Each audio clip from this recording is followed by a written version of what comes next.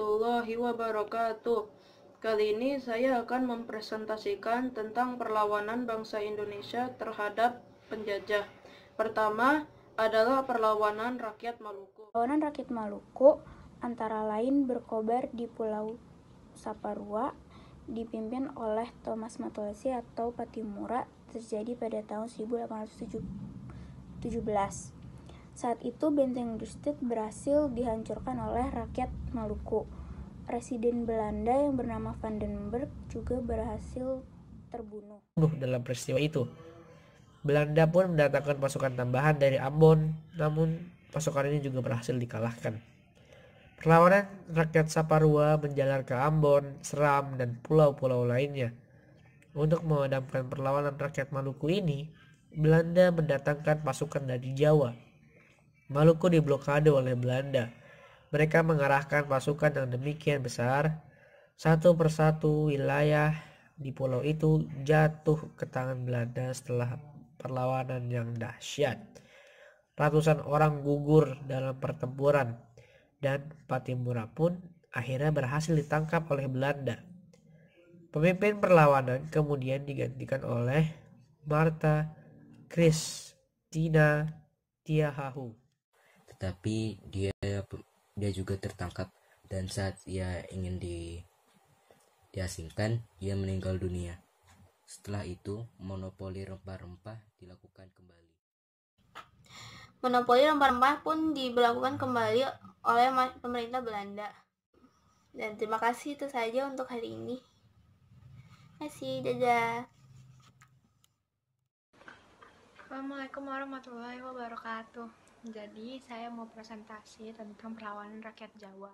Perlawanan rakyat Jawa antara lain ketika Pangeran Diponegoro memimpin perlawanan terhadap Belanda dari tahun 1825 sampai 1850. Perlawanan ini dibantu oleh Sentot Ali Basyah, Prawiro Dirjo, Kiai Mojo, dan Pangeran Mangkubumi. Pada pertempuran awal, Pangeran Diponegoro memperoleh kemenangan. Hal ini disebabkan sebagian tentara Belanda dikerahkan untuk memadamkan perlawanan di luar Jawa. Selain itu, pasukan Diponegoro memiliki semangat yang tinggi untuk mengusir Belanda. Untuk menghadapi pasukan Diponegoro, Belanda melakukan strategi untuk memperlemah kekuatan musuh. Mereka mengangkat kembali Sultan Sepuh atau Sultan Hamengkubuwono II. Ini bertujuan agar para bangsawan yang membantu Diponegoro kembali ke istana. Siasat ini gagal karena Sultan Sepuh tidak lama kemudian meninggal. Untuk mempersempit ruang gerak Diponegoro, Jenderal De Kock menciptakan strategi benteng stelsel. Dengan cara ini, daerah Diponegoro semakin sempit. Pada tahun 1830, Pangeran Diponegoro diajak berunding oleh Jenderal De Kock di Magelang. Jenderal De Kock berjanji bahwa jika perundingan gagal, maka Pangeran Diponegoro bebas kembali ke markasnya. Namun De Kock berkhianat. Pangeran Diponegoro ditangkap dan akhirnya diasingkan ke Manado. Setelah itu dipindahkan ke Makassar sampai hingga akhir hayatnya. Dan Assalamualaikum warahmatullahi wabarakatuh. Assalamualaikum warahmatullahi wabarakatuh. Jadi hari ini saya ingin mempresentasikan IPS tentang perlawanan rakyat Sumatera Barat. Awalnya, perlawanan rakyat terhadap kekuasaan Belanda di Sumatera berkobar di Sumatera Barat. Nah, perlawanan pemerintah Hindia Belanda itu dimulai dengan perang saudara antara dua kaum, yaitu kaum adat dan kaum Paderi. Namun, kaum adat ini dibelai oleh Belanda. Makanya, kaum Paderi ini tidak terima oleh Belanda. Nah, pada saat itu, pemerintah Belanda atau pimpinan Paderi dipegang oleh Tuanku Nan Receh, lalu ada Datuk Bendaharo, Tuanku Pasaman, dan Malim Basa. Malim Basa kemudian dikenal sebagai Tuanku Imam Bonjol. Berkobarnya Perang Diponegoro memaksa Belanda untuk melakukan perdamaian.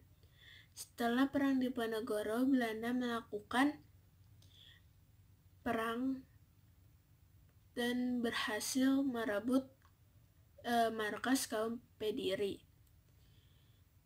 Kaum adat dan kaum Pediri bersatu sehingga berhasil merebut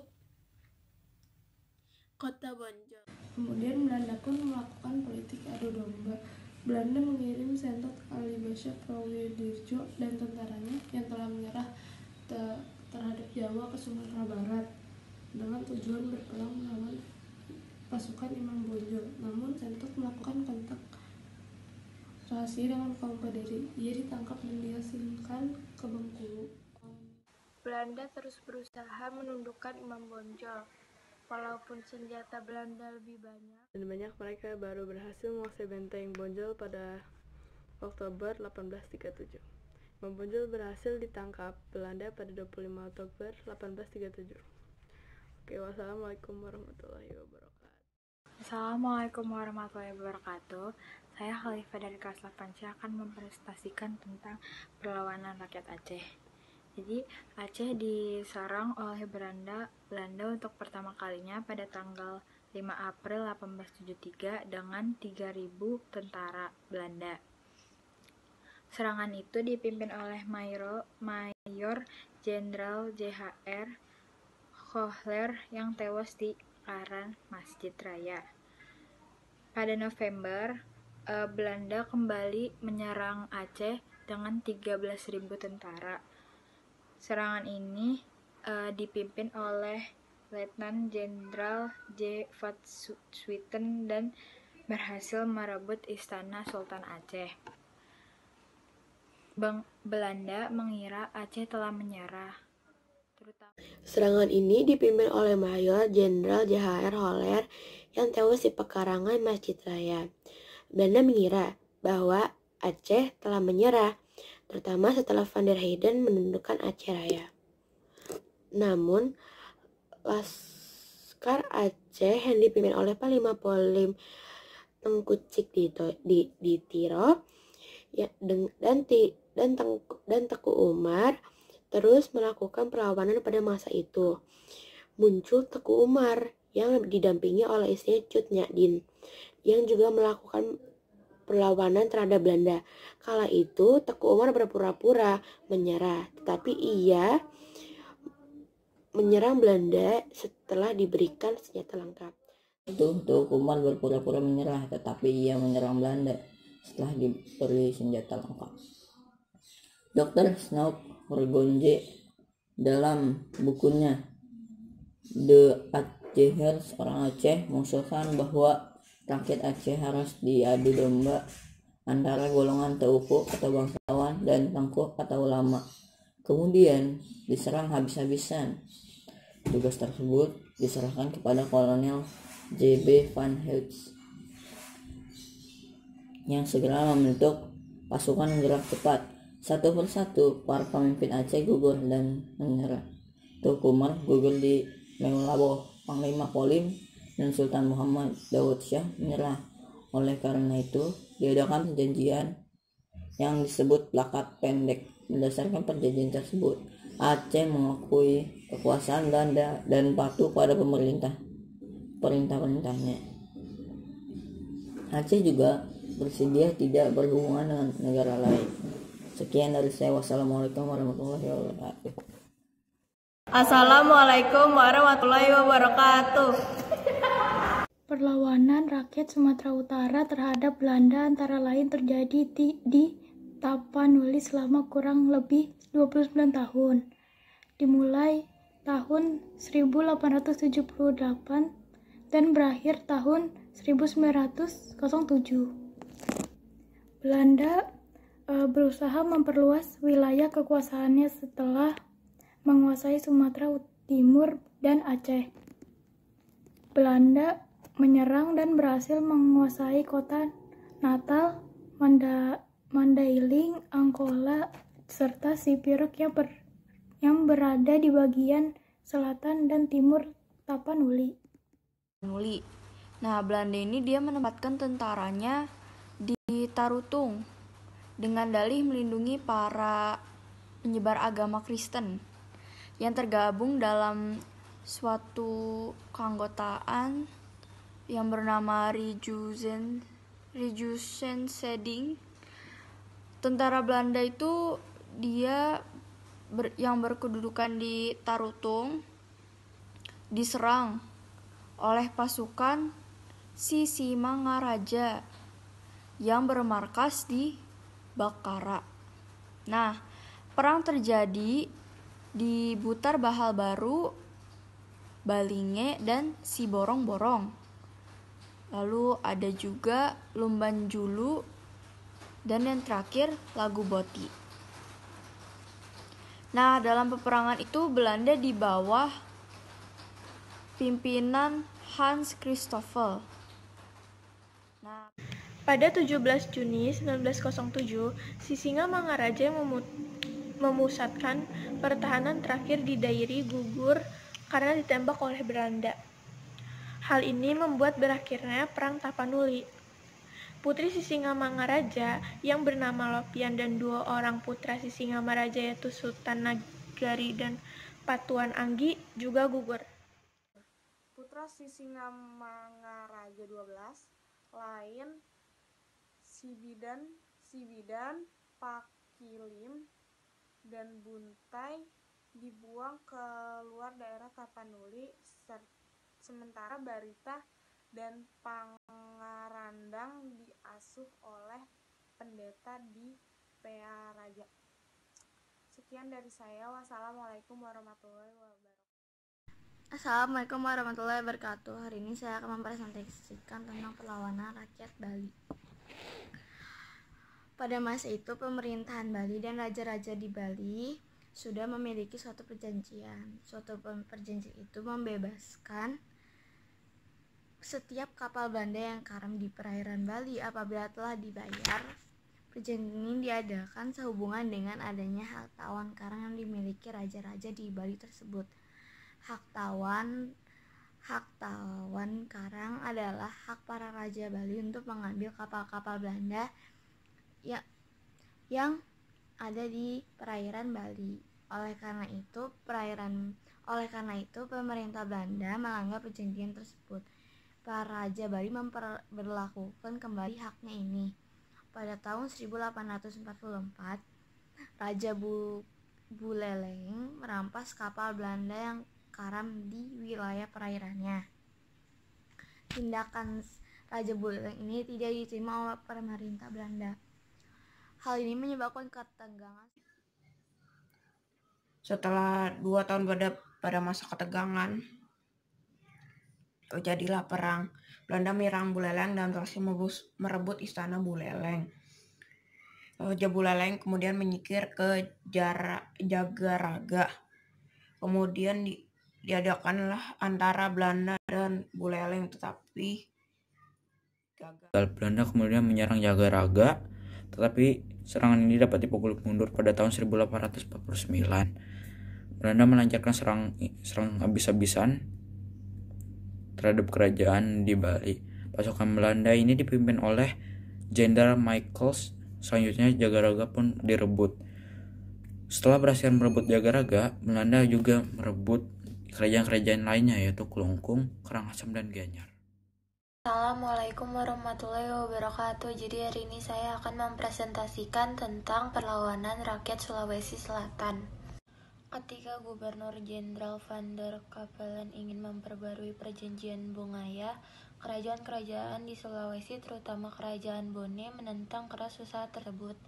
Hal ini membuat Belanda harus mengirimkan ekspedisi militer untuk menaklukkan daerah Sulawesi Selatan.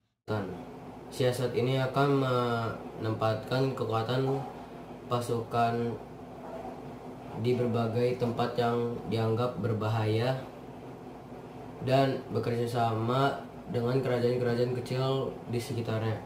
Pada tahun 1804, Kerajaan Sopeng dan Kerajaan Tanete mempersiapkan pasukan sebanyak kurang lebih 4.000 orang untuk menghadapi Belanda. Serangan Belanda melalui Parepare terdapat perlawanan hebat sehingga Belanda mengalami kekalahan. Belanda. Namun, pasukan gabungan Belanda ini di bawah pimpinan Destrus dapat mematahkan perlawanan kerajaan Sopek dan Tanere. Perlawanan selanjutnya tetap dilakukan kerajaan Bone di bawah pimpinan Sultan Bone, Raja Putri. Pasukan kerajaan Bone menyerang pos-pos Belanda di Pajangkene dan Lakbakang, menyerang Bone dan mendapatkan perlawanan yang seimbang. Wilayah kerajaan Bone yang luas meliputi hampir seluruh semenanjung Sulawesi Selatan membuat Gubernur Jenderal Belanda merencanakan serangan besar-besaran pada tahun 1825. Akhirnya kerajaan Bone dapat ditaklukkan. Penaklukan Belanda dan kerajaan Bone mempermudah usaha Belanda untuk menguasai kerajaan-kerajaan lain di Sulawesi. Pada akhirnya 20 Banjini 1619 Sultan Hasanuddin meletak jabatannya sebagai Raja Goa ke-16. Pada akhirnya Sultan Hasanuddin meninggal dunia pada tanggal 12 Juli 1670. Oke, sekian aja tentang presentasi kali ini. Mohon maaf apabila ada kelebihan atau kekurangan. Ya, terima kasih. Wassalamualaikum. Bismillahirrahmanirrahim. Assalamualaikum. Aku mau mempresentasikan tentang perlawanan rakyat Kalimantan Selatan atau Banjar terhadap pemerintahan Belanda yang meletus pada tahun 1859. Nah, itu perlawanannya karena disebabkan oleh ketidaksenangan rakyat dan beberapa bangsawan Banjar. Belanda yang suka ikut campur, terutama pada saat pengangkatan Pangeran Tamjidillah menjadi sultan. Yang seharusnya berhak menjadi sultan adalah Pangeran Hidayat. Perlawanan ini dilakukan pada Belanda yang dipimpin oleh Pangeran Antasari. Pangeran Antasari mengepung benteng milik Belanda. Pangeran Antasari juga dibantu oleh Kiai Demang yang bergerak di sekitar Riam Kiwa. Perlawanan tersebut mendapat bantuan dari Kiai Demang Leman, Haji Nasrun, Haji Buyasin, dan Kiai Langlang. Pada akhirnya, Belanda berusaha menarik simpati rakyat dengan mengangkat Pangeran Hidayatullah sebagai sultan. Tetapi Pangeran Hidayatullah menolak tawaran tersebut, sehingga terjadilah kekosongan kekuasaan. Pangeran Hidayat berhasil ditangkap Belanda kemudian dibuang ke Cianjur. Sementara itu Pangeran Antasari meninggal dunia. Perlawanan dilanjutkan oleh Gusti Mas Said, Pangeran Mas Natawijaya, Tumenggung Surapati, Tumenggung Naro, Penghulu Rashid, Gusti Mat Seman, dan Pangeran Perbatasari. Perlawanan ini pun menyebar ke berbagai wilayah. Hal ini menimbulkan kesulitan Belanda dalam mengatasi perlawanan tersebut. Lukisan Spanyol. Karena begitu, jadi dibagi dua. Filipina dikuasai Spanyol, Maluku dikuasai Portugis. Assalamualaikum warahmatullahi wabarakatuh.